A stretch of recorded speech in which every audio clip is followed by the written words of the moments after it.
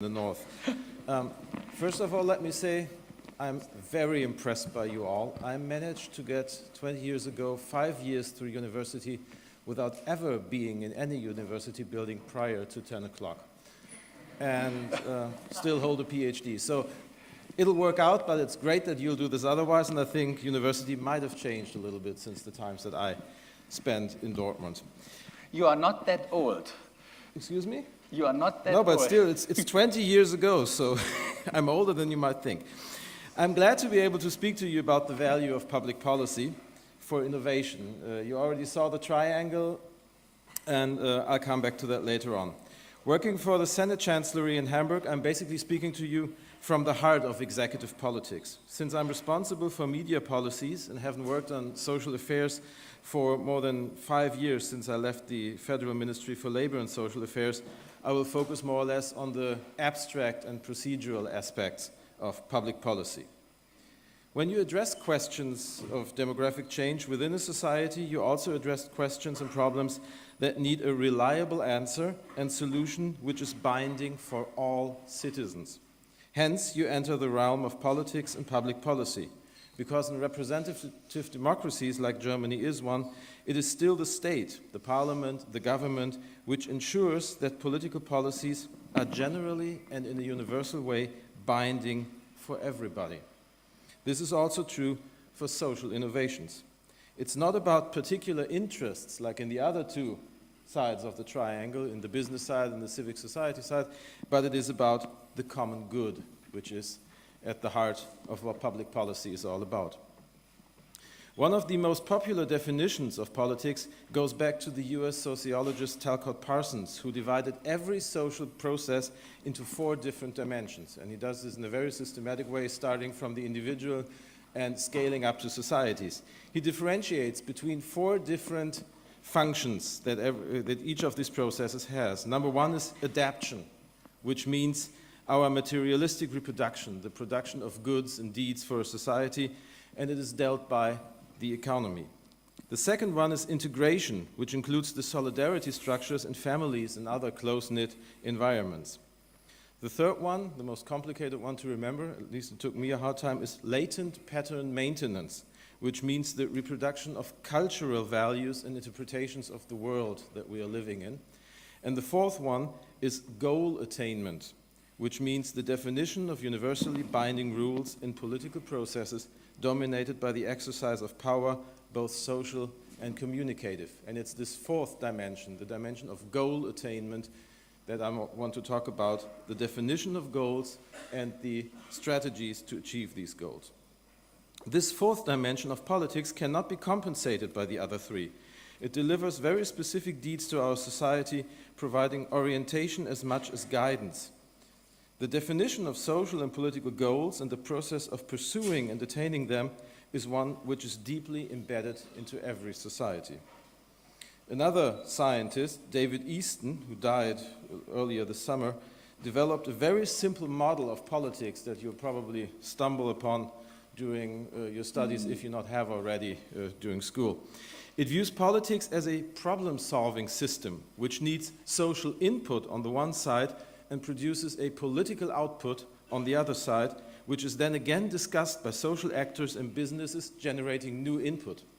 In this understanding, politics construe a never-ending circular process in which the citizens of a society delegate decision-making to professional actors and limit themselves to judging the output of the political system and to provide new input. This classic understanding of politics relies on the assumption that political institutions are able to exercise the power necessary to generate compliance to their policies and their decision-making. We all know that these assumptions are tested by the complexity of our modern societies. Social decision-making is no longer viewed as the responsibility of classic institutions like parliament or government alone, but is expected to include stakeholders of all kinds. You will hear about that more from the other speakers. And it is no different when it comes to the topics of demographic change. Describing a megatrend in society, it affects all parts of society as well.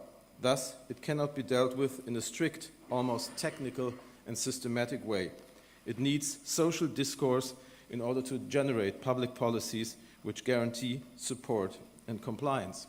Let me give you one example from the first presentation that we heard this morning, when we had the nexus of people getting older on the one side and raising healthcare costs on the other side. That actually is a very crucial debate on how we put up our healthcare system, because there are also scientists who say it's not the problem how old you get. The most expensive thing are always the last 3 to 6 months, no matter whether you're 65 or 85 or 95. That's when most of the money is being spent in the healthcare system, if people are responsible enough to stay healthy for the time prior to these last 6 to 3 months. So others put up the nexus that we have, and we need the discourse and we need the common understanding of what is right there, and that is something where we cannot say, well, scientists give us the right answer, but that is something that as a society we have to discuss and deal with and come up with a common view that then can be executed by public policy. Because one of the major pitfalls in modern politics is that you solve a problem whose relevance is not yet socially accepted. Take, for example, the new pension age of 67. I was working in the Ministry for Labor and Social Affairs at that time. We had all the statistics and all the math, and they were very clear. People live longer and they stay longer healthy. Thus, they receive more retirement money, while at the same time the number of active employees starts to shrink. You don't need to be a math genius to figure out that there's something needs to be done in order to get that ratio still in a stable way. But at the same time, we had to experience that our answer, raising the retirement until 229 to 67 years, was not accepted by many citizens in our country. They did not believe that there were sufficient job opportunities for older workers, and not all people believed to be able to work that long. We had to experience that it is almost impossible to solve a problem that has not been sufficiently discussed within a society, even if you can exercise the legitimate and necessary power to force a solution. This hints at the observation that classic government has to transform into modern governance in order to include stakeholder perspectives. Power alone is not enough. Even legitimate power alone is not enough. You need legitimacy and acceptance for what you do and what politics you're striving to achieve. A very popular modern process model of politics focusing on these insights was developed by the Bremer Professor Bernhard Peters and adapted later on by Jürgen Habermas, the famous social philosopher from Frankfurt and Starnberg near Munich. It differentiates between a center and a periphery of the political system. The center includes the classic political institutions like legislative or executive branch and is usually responsible for a top-down, output-oriented political process, just like David Easton describes it. But this model of center and periphery outlines a reverse process too. In times of crisis, it is the responsibility of the periphery, of civil society and business, to address new topics and problems and put them on the political agenda. This is not the regular case, but it is very well possible to disrupt the routines of the political center. The periphery has to do so most often by generating public interest in the media, thus pressuring the political center to take measures and actions.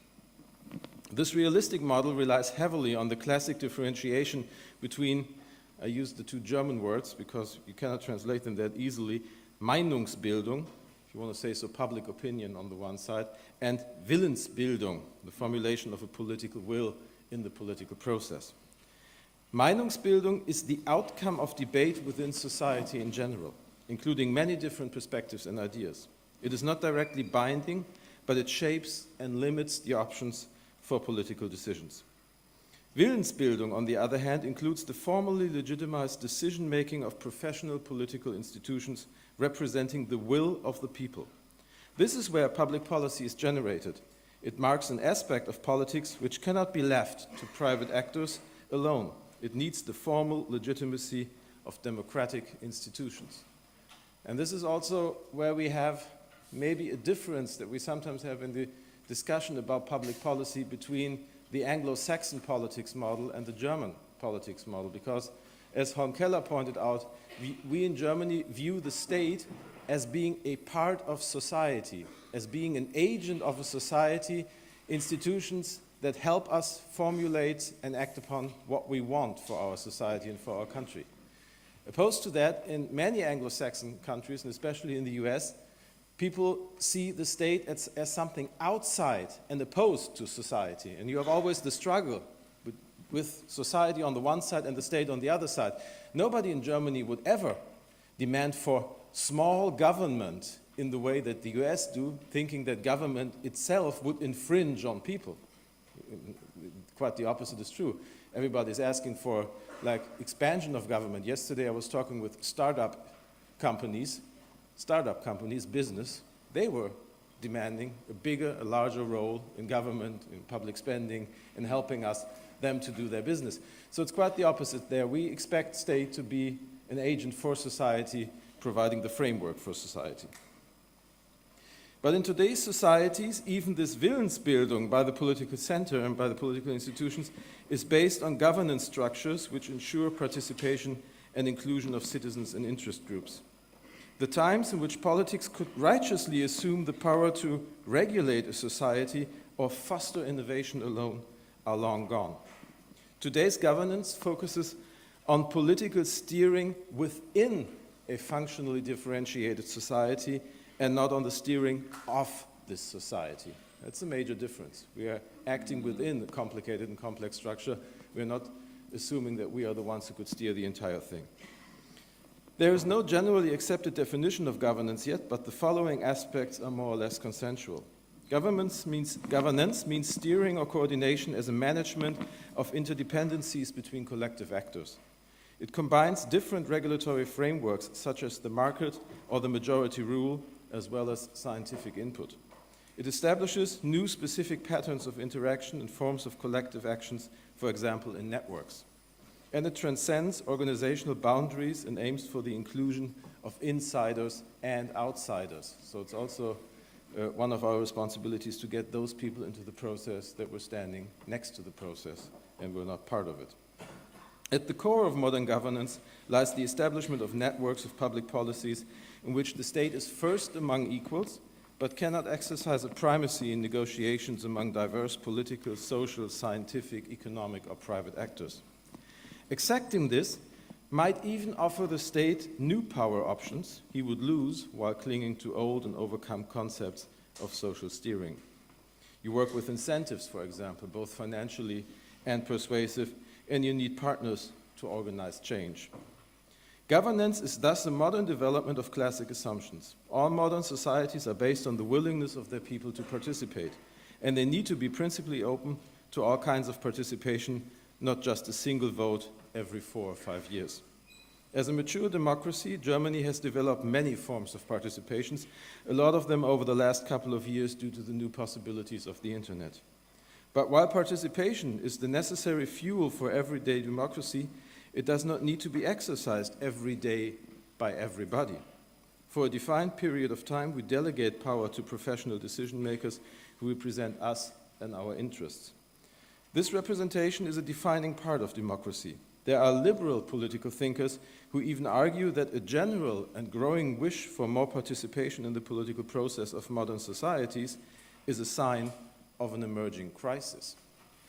And their argument sounds plausible. Get to an end. Excuse me?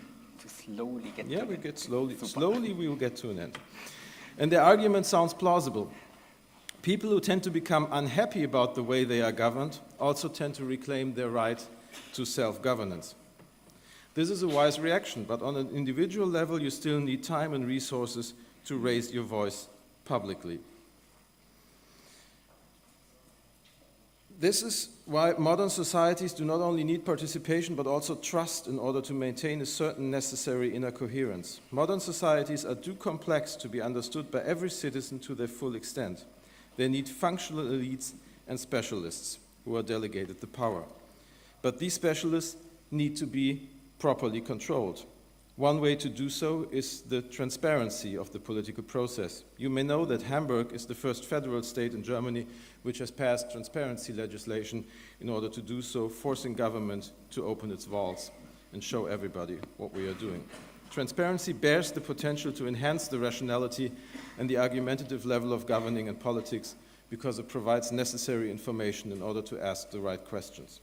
But we have to take care not to fall for the illusion that online tools alone will improve democratic processes raise accountability, and enhance political judgment and communication.